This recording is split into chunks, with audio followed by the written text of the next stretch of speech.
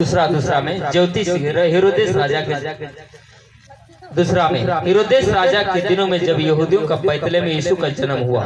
कितने लोग मिला? ज्योतिष का आगमन सबको मिला ना।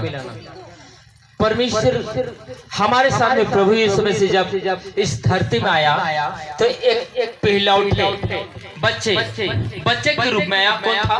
परमेश्वर का आत्मा था उसके शरीर में। क्या था? परमेश्वर का आत्मा था।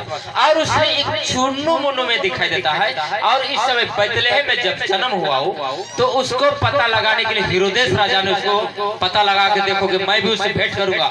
लेकिन उसके ज्ञानी सब बता देता है कि उसने जब यहाँ धरती में जन्म हुआ तो आगमन परमेश्वर का भविष्य बताता है, इसलिए मेरे साथ में कोई राजा नहीं हो सकता है।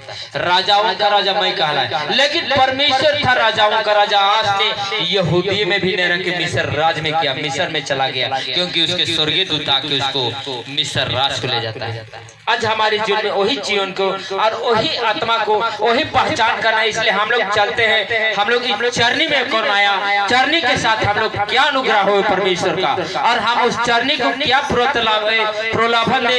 इस चरनी हमारे पास में अनुग्रह से भर दे। आमीन। परमेश्वर इस वचनों के द्वारा तो आशीष करके मैं इस वचन को बताने में मेरी सहायता मदद कर परमेश्वर, क्योंकि तू।